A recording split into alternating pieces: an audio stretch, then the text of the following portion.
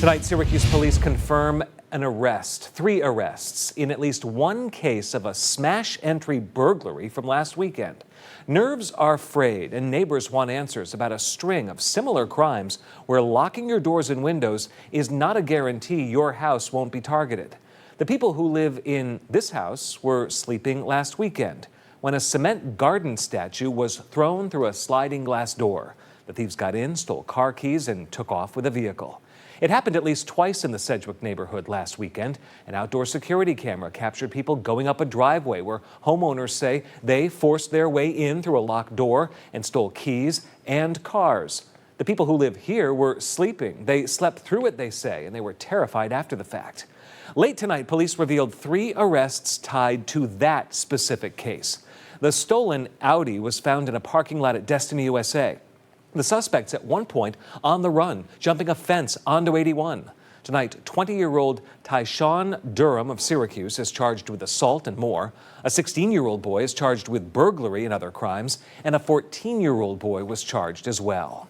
Now we learn of another case with similarities and some key differences. CBS 5's Samantha Croston is with the Live Eye right now. Well, and in the case that we were following all day today, it was an Eastwood home that was targeted. The victims telling me earlier today that at least 2 suspects crawled in through a window that was open at the time and then proceeded to steal their car. Luckily, the car was returned. It's right here behind me, but the damage was still done. You can see the secondary headlights have been removed and were never returned. July 3rd, 7 p.m.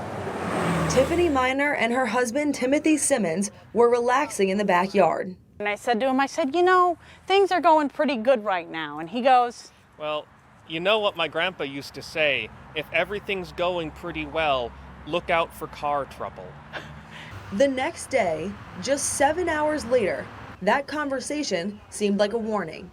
The victims say at least 2 intruders climbed through an open window, grabbed their keys, and stole their car. The couple realized what had happened once they woke up the next morning and found something else was missing too. I was terrified, mostly about my cat. I was terrified when we found out the cat was gone. I was like, he's not here.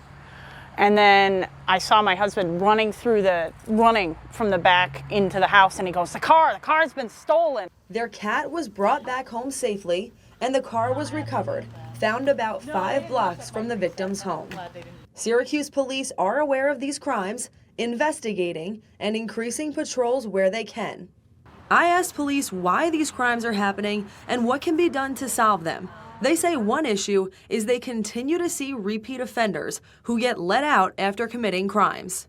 I mean, there's people that have been involved in 150 different police incidents that have been arrested 35 times, and how somehow they're still out on the street able to commit crimes against our community is just, it's unfathomable to me. But in the meantime, neighbors are looking at what they can do to protect their homes. I feel like there's been a lot of community involvement, discussions with the police, with TNT meetings. I feel like that comes up a lot.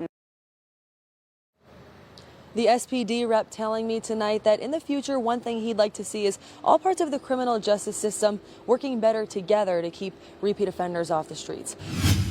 The Supreme Court may consider the convictions of 2 men caught up in a statewide corruption scandal under former Governor Andrew Cuomo. That alone was enough to release these men and their co-defendants from federal prison. Good evening, everyone. I'm Amanda Hall. We're glad to have you with us tonight. Stephen Aiello and Joseph Girardi were set to spend 2 to 3 years behind bars for fraud and conspiracy. New tonight, investigative reporter Connor White explains the next legal steps and how the company these men controlled remains a major player in Central New York development. Connor? Amanda, Core Development was the company these men controlled, and you still see Core's logo and signs on prime real estate properties across the region. By all accounts, the company's continuing its mission without these convicted felons involved. Onondaga County executive says he's working with Core's current CEO on projects, including perhaps the biggest property negotiation already underway, the Inner Harbor location for a proposed $85 million aquarium, still waiting approval. On July 1st, a lawyer for Stephen Aiello and Joseph Girardi, along with 2 co-defendants, sent this letter to the Southern District Court of New York. That same day, this order came down, granting their request for release from prison while their appeal is pending. no bail payment required. I think the primary reason this one works is because the government is not opposing it. Tully Rinke partner Peter Polano says this decision isn't too surprising. The court documents we obtained show the New York City judge believes Aiello and Girardi don't pose a flight or safety risk, allowed to leave until their case is reconsidered, this time in the country's highest court. And it's very specifically tied into the fact that the Supreme Court is hearing this appeal. That's a very rare circumstance. The Supreme Court only hears between 100 and 150 cases each year out of a possible 7,000. This is going to be one of them, reevaluating how certain fraud charges are interpreted. These are issues that the court deems hot, that may need to be reviewed. Core Development itself still owns and operates land throughout CNY. Yeah, we're not going to interject in legal cases of individuals. Onondaga County Executive Ryan McMahon working with Core to purchase their land in the Inner Harbor for his proposed aquarium. He says they've worked solely with the current CEO, unsure of what involvement, if any, Aiello and Girardi still have with the company. We've negotiated a potential sale agreement with Kate Johnston, and it is one that is below market value that someone else would pay for. Charisma Smith in Syracuse just last week is raising new questions about whether orders of protection work and how they're enforced. We're now learning police were actively looking for Charisma's 44-year-old ex-boyfriend, Michael Brantley, on the day she was killed. And her 18-year-old brother was shot in their apartment. She even provided police information about where he could be staying, only police couldn't find him. CBS 5's Laura Lagarde is with the Live Eye in Syracuse tonight. Michael, these are questions that the district attorney is asking too. He wants to know what his office as well as the courts and police could have done better to prevent this from happening to someone else. Right now, there are hundreds of orders of protection issues here in Onondaga County. Many times they work, but when they don't, the consequences are grave. 21-year-old Charisma Smith was murdered by her ex-boyfriend, Michael Brantley. Brantley then killed himself hours later. Smith had an order of protection against her ex, and before he murdered her, he violated that order.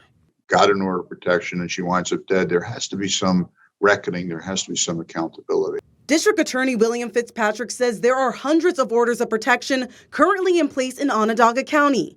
He says the fact that there was a warrant out for Brantley concerns him, adding he looks back at what they could have done better. Maybe we have to look back and check our aggressiveness in seeking out people who violate orders of protection. And we need help from the judiciary. I spoke to Smith's family members last week. Her cousin Don Jones grieving after the loss of his cousin. She had to move from place to place, but when she got away, the guy was walking around with a picture and asking people, do you know this girl? Do you know which house she lived in and stuff like that? Vera House co-director Randy Bregman says they do see many cases of this. The person who's supposed to be protected by the order of protection is living in constant fear. The district attorney, as well as Bregman, still encourage people to get an order of protection against someone if they feel unsafe and in harm's way. However, Bregman says it can be a tool in your toolbox. An order of protection can't stop a bullet or a knife or someone coming at you with a physical assault. It can bring additional resources to help you. We need to look at these things more carefully because you don't get an order of protection unless you've already done something wrong. A woman can't just walk into a court and say, I'm afraid of this guy. Fitzpatrick says when you have a woman like Charisma Smith that did everything right, there needs to be some form of accountability.